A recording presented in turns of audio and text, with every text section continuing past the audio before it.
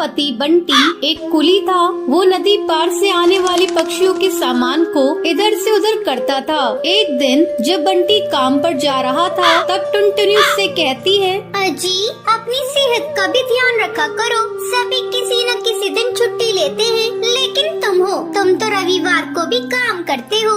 अरे पगली, अगर काम नहीं करूँगा तो घर कैसे चलेगा? तू तो माँ बनने वाली है, बच्चों का खर्चा बढ़ेगा। अगर काम नहीं करूँगा तो अपने बच्चों को अच्छी जिंदगी कैसे दूंगा? आपसे तो बात करना ही बेकार है। ये लीजिए पोटली, इसमें मैंने रोटी और चावल रख दिए हैं, समय से खा लीजिएगा। नहीं टुनटुनी, आज मेरी तबीयत कुछ सही नहीं लग रही है, कुछ भी खाने का मन नहीं कर रहा है। काम से आऊँगा तो खा लूँगा। बंटी बिना खाना लिए काम पर चला जाता है। टुनटुनी को क्या पता था कि बंटी से उसकी ये मुलाकात आखिरी थी। उधर बंटी बेहोश होकर बहती नदी में गिर जाता है और वहीं डूबकर मर जाता है। टुनटुनी भागी भागी अस्पताल जाती है।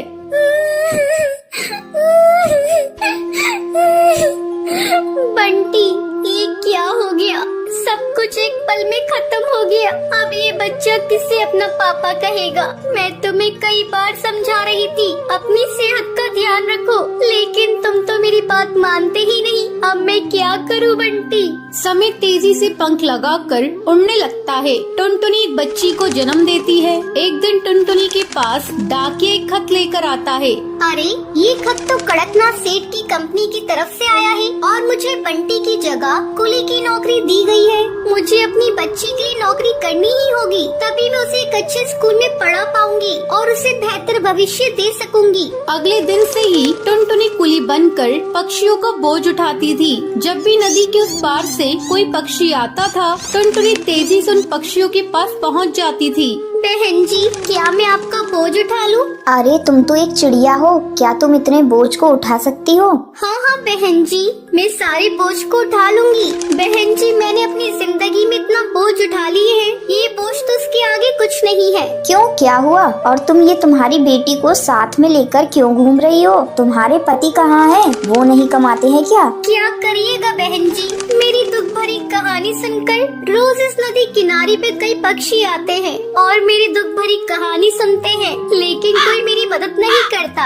अरे तुम मुझे तो बताओ, मैं तुम्हारी जरूर मदद करूंगी। क्या बताऊं बहन जी, मेरे पति की मौत इसी नदी में डूबकर हो गई थी। उसके बाद से मैं यहाँ कुली की नौकरी कर रही हूँ। देखो टुनटुनी, जब तुम्हारी बेटी थोड़ी बड़ी हो जाएगी तो उसको मेरे स्कूल में डाल देना। मैं उसे पढ़ा लिखा कर एक अफसर बनाऊंगी। मैं तुम्हें अपना पता दे देती हूँ। वो बुलबुल चिड़िया टुनटुनी को अपना पता दे देती है। इसी तरह कई साल गुजर जाते हैं। एक दिन जब टुनटुनी अपना घर साफ कर रही थी, तभी उसे उस बुलबुल का दिया हुआ पता मिलता है। अरे ये पता तो वही है जो मैडम जी ने मुझे नदी किनारे पर दिया था। मैं तो बिल्कुल भूल ही गई थी। अब मैं अपनी बेटी को लेकर मैडम जी के स्कूल में जाऊंगी और उसे वहाँ पढ़ाऊंगी। टुनटुनी अपनी बेटी को लेकर उस पते पर पहुँचती है। आओ आओ टुनटुनी, बहुत दिन हो गए तुमसे मिले।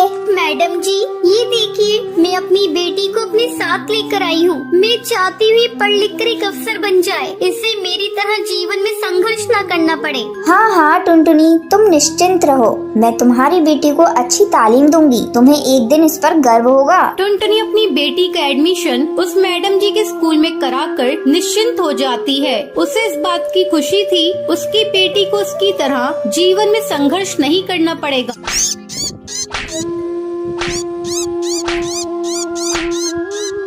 एक घने जंगल में टोनी अपनी बेटी टुनटुनी के साथ रहती थी। एक दिन टोनी की बहन की मौत लंबी बीमारी से हो जाती है। तब टोनी अपनी बहन के घर जाती है।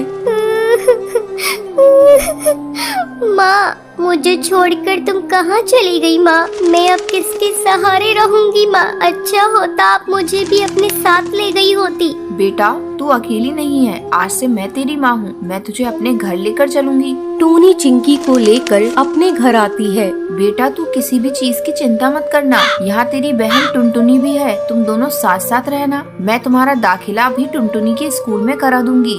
हाँ चिंकी, तुम चिंता मत करना, मैं टुनटुनी तुम्हारी बहन हूँ। आज से मैं भी तुम्हारा ध्यान रखूंगी। जल्द ही चिंकी पूरे घर में घुल मिल जाती है। टूनी टुनटुनी से ज्यादा चिंकी पर ध्यान देने लगती है। एक दिन टूनी किचन में खाना बना रही थी। माँ, खाने में क्या बनाया है? मुझे बहुत जोरों से भूख लगी है। रुक जा चिंकी, मैं अभी तुझे खाना निकाल कर दे रही हूँ। चिंकी किचन में पड़े चाकू को उठाकर उससे खेलने लगती है। तभी उसका पर कट जाता है।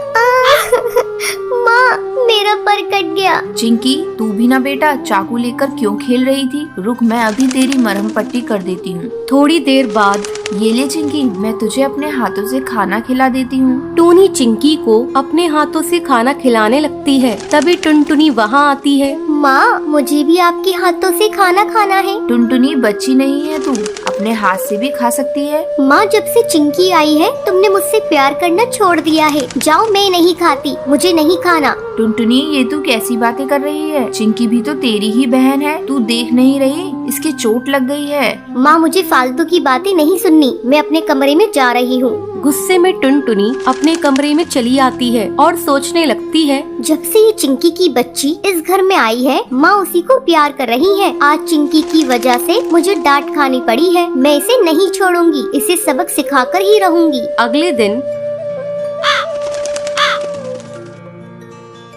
टुनटुनी, तू चिंकी को अपने साथ स्कूल ले जा। मैंने तेरा और चिंकी का टिफिन पैक कर दिया है। स्कूल में लंच होगा तो तू भी चिंकी को खिला देना। ठीक है माँ। टुनटुनी चिंकी को रेलवे ट्रैक से स्कूल ले आती है।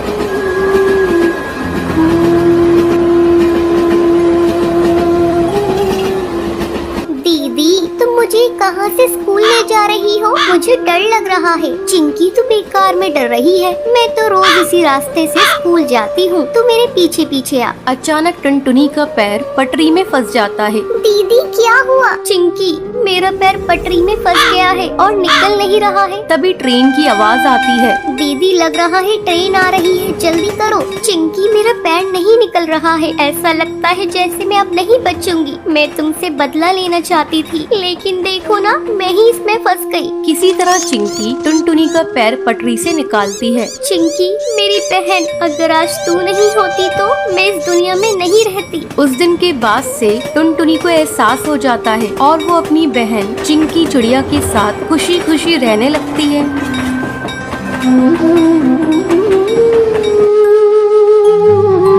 एक जंगल में ऑटो चलाने वाला बंटी कबूतर रहता था। एक बार की बात है, बंटी कबूतर रात में सवारी छोड़ने के लिए काफी दूर आ जाता है। तभी उसे रास्ते में एक चिड़िया दिखाई देती है। अरे, ये कितनी खूबसूरत चिड़िया है। अच्छा है, वापसी में सवारी मिल गई। पूछता हूँ उस चिड़िया को कहाँ जाना है। रुको रुको ना। हाँ चिड़िया बहन, बोलो कहाँ जाओगी तुम? जहाँ आप जाएंगे वहाँ जाऊंगी मैं। चिड़िया बहन, मैं तो अपने घर जाऊंगा। चलिए आप बैठ जाइए, मैं आपको रास्ते में छोड़ दूंगा। जरा जगह तो दीजिए, जब भी तो बैठूंगी मैं। अरे चिड़िया बहन, आप पीछे बैठिए जहाँ सवारी बैठती है। उसकी ये बातें सुनकर बंटी कबूतर को बहुत अजीब लगता है। तभी उसकी नजर उसके पैरों पर पड़ती है। उसके पैर उल्टे होते हैं, जिसे देखकर वो डर जाता है। अरे भागो भागो रे भागो भैया। कहाँ जाएगा तू बचकर बंटी कबूतर? आज तो तुझे छोड़ूंगी नहीं। कितने दिनों बाद मेरी प्यास बुझेगी। इस रास्ते पर कोई आता भी नहीं था, अब तू आया है मेरा शिकार।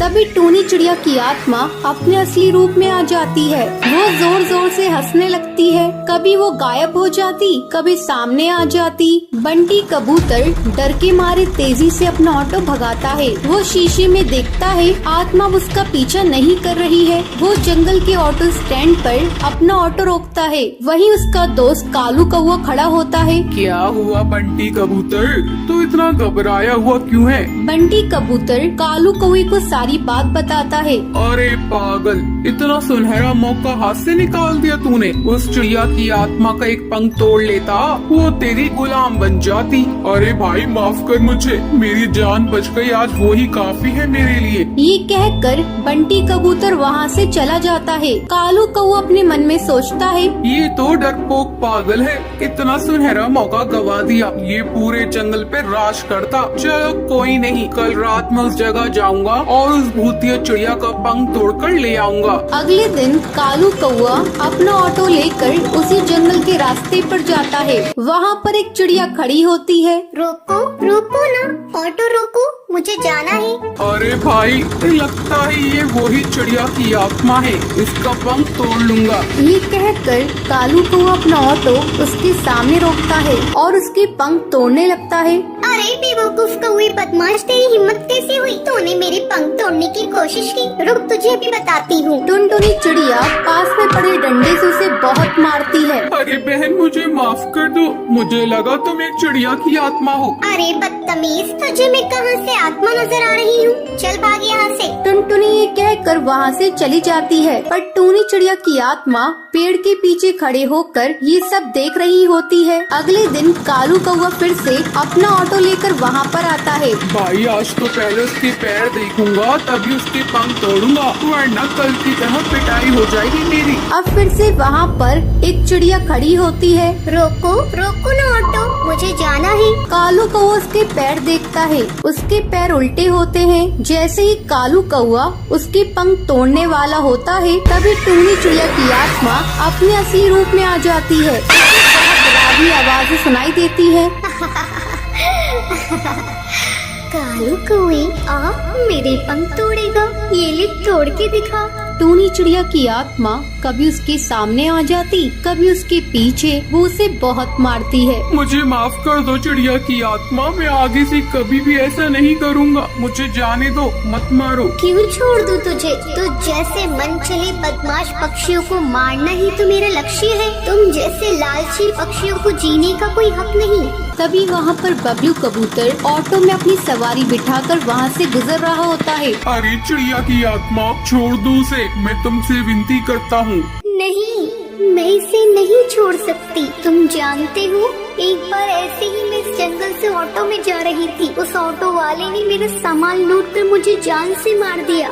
जब से जो भी मुझे लालची पक्षी दिखाई देता है, मैं उसे जान से मार देती हूँ। तभी सुंदरी कौवी बोलती है, अरे टूनी चिड़िया, तुम सही कह रही हो, तुम्हारे साथ गलत हुआ है, लेकिन तुम भी सही नहीं कर रही हो। ना जाने कितने पक्षियों को तुम मार रही हो। वो सब उसे बहुत समझाते हैं। वो कालू कौवे को छोड़ देती है। मुझे माफ कर दो, तुम सब सही कह रहे हो। मैंने अपने इंतकाम पूरा करने के लिए ना जाने कितने पक्षियों के परिवार को तोड़ा है, पर अब नहीं।